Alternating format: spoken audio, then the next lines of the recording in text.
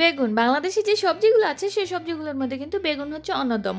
আর বেগুন দিয়ে কিন্তু বিভিন্ন প্রকারের রেসিপি করা যায়, তেল দিয়ে করা যায়, তেল ছাড়াও করা যায়, শুটকি দিয়ে করা যায়, মাছ দিয়ে করা যায়, ডিম দিয়ে করা যায়, যে কোনোভাবেই কিন্তু বেগুনকে তৈরি করা যায় বা বেগুন রেসিপি তৈরি করা যায়। আজকে আমি আপনাদেরকে এমনই একটা ইন্টারেস্টিং এবং ইউনিক এবং আনকমন একটা রেসিপি শেয়ার করব। সেটা হচ্ছে বেগুন এবং ইটালিয়ান শুটকি দিয়ে মজাদার এক দারুণ ভর্তা। এতটাই ভর্তা, এই ভর্তাটা এতটাই মজা, আপনি গরম ভাতের সাথে এবং আপনার যদি রুটি থাকে সে রুটির সাথে খেতে পারেন। পরিবারের সবাই প্রশংসা আপনাকে পঞ্চমুখ করে ফেলবে। আসসালামু আলাইকুম, welcome back to my channel parts of my life. যেখান থেকে আমার ভিডিও দেখছেন আশা করছি সবাই ভালো আছেন। জি আলহামদুলিল্লাহ, আমরাও ভালো আছি। আমি বরাবরের মতো কিন্তু ট্রাই করি সবসময় ইউনিক কিছু শেয়ার করার জন্য। আজকেও কিন্তু সেম এরকম একটা ইউনিক রেসিপি নিয়ে চলে এসেছি। এই রেসিপিটা আপনি আপনি ইউটিউব কেন, আপনার জীবনে হয়তো কোনোদিন খেয়েছেন কিনা আমার ধারণা নেই। তো একদম টোটালি ডিফারেন্ট, টোটালি ইউনিক, আপনি এরকম রেসিপি কোথাও খুঁজে পাবেন না। তো সেজন্য পুরো ভিডিও জুড়ে কিন্তু আমার সাথেই থাকতে হবে এবং দেখতে হবে আমি কিভাবে এই রেসিপিটা তৈরি করছি। আর এই রেসিপিটা এতটাই মজা, এতটাই মজা যে আপনি একবার খেলে বারবার আপনার মুখে লেগে থাকবেই থাকবে।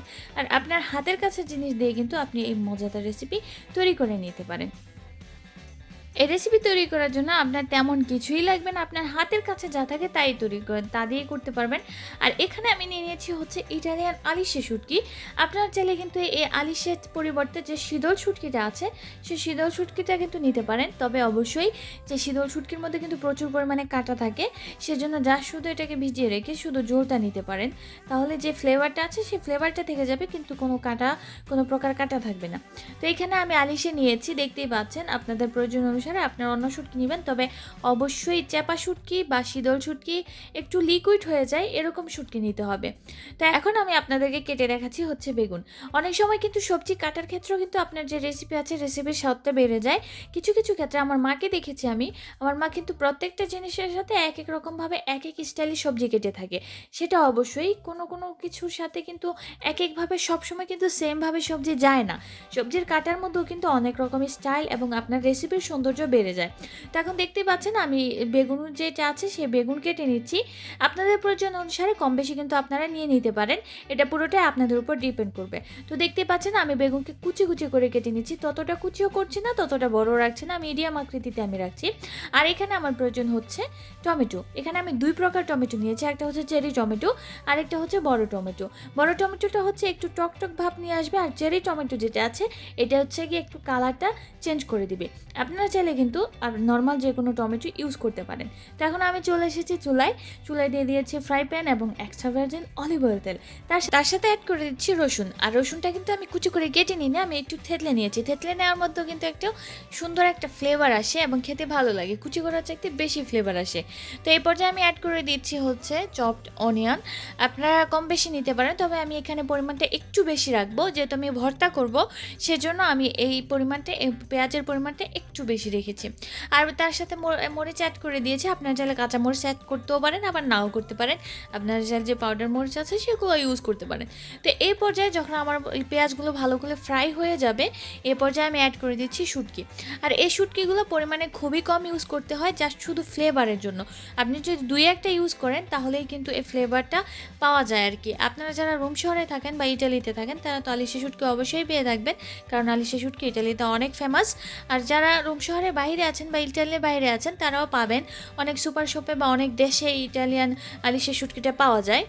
এই শুটকিটা দেওয়ার পর অনবরত কিন্তু নেড়ে চেড়ে দিতে হবে, কোনো প্রকারে এটা থামানো যাবে না। আর এটাকে বেশি ফ্রাই করা যাবে না, যদি বেশি ফ্রাই করে ফেলেন তাহলে কিন্তু পুড়ে যেতে পারে এবং শুটকির যে ফ্লেভারটা আছে সেটা থাকবে না। তো সেজন্য আমি একটু নাড়াচাড়া করে এরপরে এখানে আমি হলুদ অ্যাড করে দিয়েছিলাম।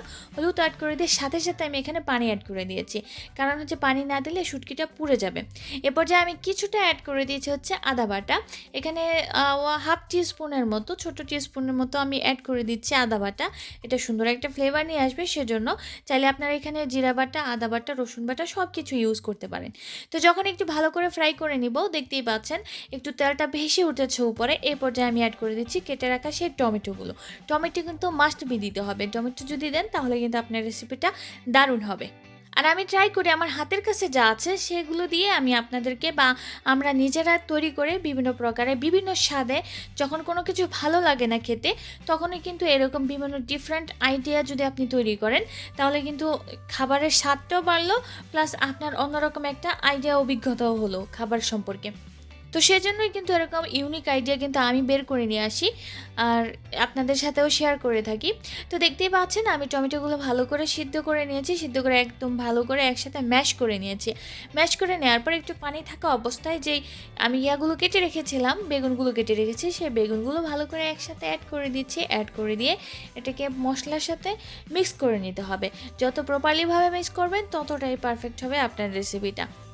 ভিডিওর এই পর্যায়ে বলে নিই, আপনি যদি আমার চ্যানেলে নতুন হয়ে থাকেন তাহলে অবশ্যই আমার চ্যানেলটা সাবস্ক্রাইব করে বেল বাটন অল অপশনটা অন করে দিতে পারেন। এতে করে আমি যখন ভিডিও আপলোড দিব আমার ভিডিওর নোটিফিকেশন আপনাদের কাছে পৌঁছে যাবে এবং আপনারা দেখতে পারেন। হয়তো বা এমনও কোনো কন্টেন্ট আছে যেটা আপনার অনেক উপকারে আসতে পারে, সেজন্য অবশ্যই কিন্তু বেল বাটনটা অন করে রাখবেন। আর যদি বেশি ভালো লেগে থাকে তাহলে আমার চ্যানেল যে ভিডিওগুলো আছে এগুলো আপনি আপনার ফ্যামিলি এবং ফ্রেন্ডসের সাথে শেয়ার করে দিতে পারেন, এতে করে তারাও অনেক উপকৃত হবে। এই তো দেখতে পাচ্ছেন আমি সব কিছু একদম পারফেক্টলিভাবে মিশিয়ে দিয়েছি। মিশিয়ে দেওয়ার পর আমি ঢেকে দিয়েছি। এটাতে কিন্তু এক্সট্রা তেমন কোনো আমি পানি ইউজ করছি না, কারণ আমি যে মশলা আছে এবং বেগুন আছে সে সব কিছু একটু ভালো করে ফ্রাই করে নেব। এতে করে আপনার রেসিপিটার যেই স্বাদটা আছে এটা একটু বাড়ে। তো অবশ্যই যত ভালো করে কষাবেন তত ভালো করে কিন্তু আপনার এই রেসিপি বা যে কোনো রেসিপির স্বাদ কিন্তু বেড়ে যায়। আমি কিছুক্ষণ কষানোর পরে দেখতেই পাচ্ছেন একদম হয়ে গেছে, প্রায় অলরেডি সিদ্ধ হয়ে গেছে। এ পর্যায়ে আমি পানি অ্যাড করে দিচ্ছি। আর পানিটা কিন্তু বেশি করার প্রয়োজন নেই, যেহেতু বেগুন কিন্তু অতি সহজে সিদ্ধ হয়ে যায়। আর আপনারা কিন্তু লক্ষ্য করেছেন আমি কিন্তু কোনো প্রকার লবণ ইউজ করিনি।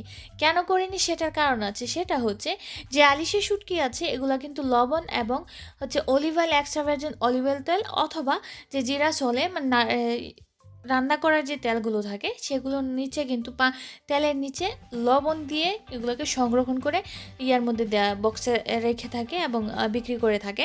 তো সেজন্য এক্সট্রা কোনো লবণ আমরা এখানে ইউজ করি না। এমনিতেই যে লবণ আছে সেই লবণেই কিন্তু রেসিপিগুলোতে হয়ে যায়। বা এই আলিশে দিয়ে কিন্তু বা অনেক প্রকারের পাস্তাও তৈরি করা হয়। ইটালিয়ানরা অনেক পছন্দ করে এই আলিশের পাস্তা। এই পানিটা দেওয়ার পরে কিছুক্ষণ ঢেকে রাখবেন। ঢেকে রাখার পরে দেখতেই পাচ্ছেন একদম শুকিয়ে যাচ্ছে, তবে একটু কন্টিনিউ নাড়াচাড়া করতে হবে। যদি আপনার চুলার আঁচ বেশি থাকে চুলার আঁচটা কমিয়ে দিবেন এবং কন্টিনিউ নাড়াচাড়া করে রাখতে পারবেন। দেখুন পানিগুলো একদম পারফেক্টলিভাবে সবগুলো শুকিয়ে গেছে। শুকিয়ে যাওয়ার পর এই পর্যায়ে দেখতে পাচ্ছেন কতটা লোভনীয় মনে হচ্ছে, তাই না? গরম ভাতের সাথে এতটাই মজা, আমি হয়তো বললে আপনাদের বিশ্বাস হবে না। আপনারা যদি একবার ট্রাই করেন তাহলে হয়তো বা বুঝতে পারবেন। আশা করছি আমার আজকের এই ইউনিক রেসিপিটা আপনাদের কাছে ভালো লেগেছে। ভালো লাগলে অবশ্যই এক কমেন্ট সেকশনে জানিয়ে যাবেন আর একটা লাইক দিতে ভুলবেন না। আর সবাইকে অসংখ্য ধন্যবাদ জানাচ্ছি আমাকে এভাবে সাপোর্ট করে যাওয়ার জন্য আর পুরো ভিডিও জুড়ে আমার সাথে থাকার জন্য। আর সবাই ভালো থাকবেন। আমি আজকের মতো এখানেই বিদায় নিচ্ছি। আবার দেখা হবে অন্য কোনো ভিডিওতে, আবার নিয়ে আসবো অন্য কোনো ইউনিক রেসিপি। সে পর্যন্ত সবাই সুস্থ থাকেন। আল্লাহ হাফেজ। আসসালামু আলাইকুম।